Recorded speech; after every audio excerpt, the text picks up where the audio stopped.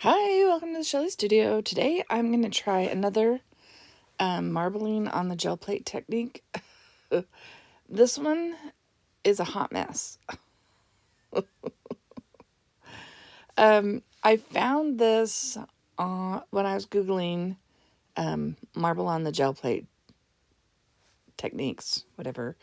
Um, and they had like an acrylic binding medium, and I'll link that below in case you're interested in reading about it.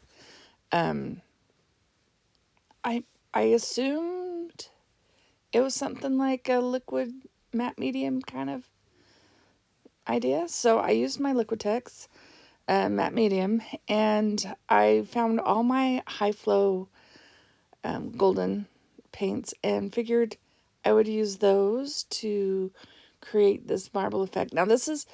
Now if you've seen my other marble video, this is like a different marbling effect. This is the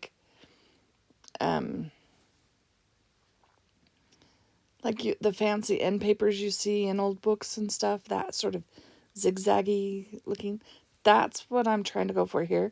But when I was reading the instructions, it said to drag your paper through, like put it on there and kind of drag it, and then it marbles more instead of the full zigzag. So I try that. And I have the Liquitex on there quite thick so that it flows well. It was just a messy, messy process. Now, they used clay tools. I don't have clay tools. I don't think I'd want to use them on my plate.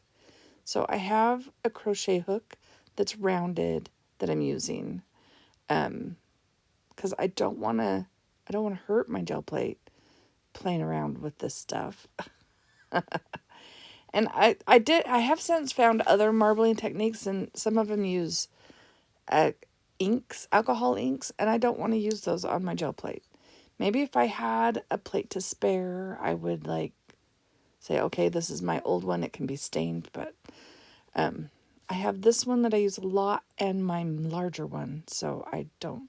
So there it is, so thick with matte medium and kind of a mess. Very wet. So I wanted to pull the rest of it, so there's the rest of it, and then another one just to get the stuff off the plate.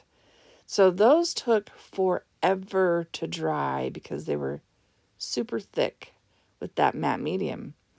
Um, so I cleaned everything up. I've got them over drying. I thought I would try one more without it being quite so heavy.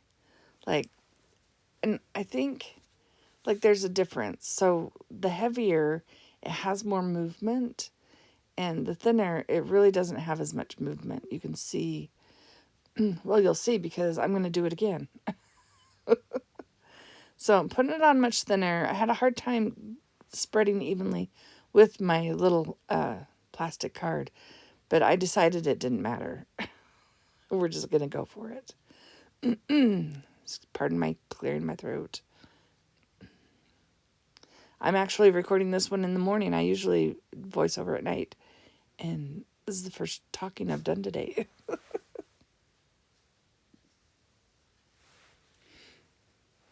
I'll also list the colors of my high flow paints in the description box in case you want them. I think one of them's probably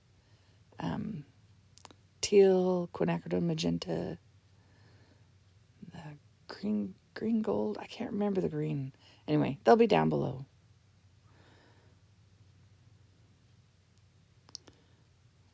So I'm doing the zigzag. It would be faster if you had, like those combs that you can make patterns on the plate. I don't have one of those either. I'm a use what you got kind of person. Try not to spend too much money. I have enough supplies that I should be able to make things with what I have on hand. That's my goal. Of course, every once in a while, I have to buy something, but I try not to. especially for experimentation purposes. All right, so this one, there's not as much smushing. So it's interesting. And we're just going to pull up the rest. So, like I said, I will leave a link below for the website that has the instructions on how to do that marbling in case you're interested and want to give it a try. But here I'm just trying to pull up the rest of that, the excess of that paint. And yeah, that was it. I do have one more idea, I think, that I want to try with marbling on the gel plate. So that might be my next project. But you can see it got so wet, the paper tore. I like the swoopies, but I'm not sure how good. The paint is so thick on there, that matte medium. I'm not sure what I'm going to use it for. But it was a fun experiment, and I hope you liked that video. If you did, give it a like, leave me a comment. Thank you all for watching, and I hope you have an awesome day.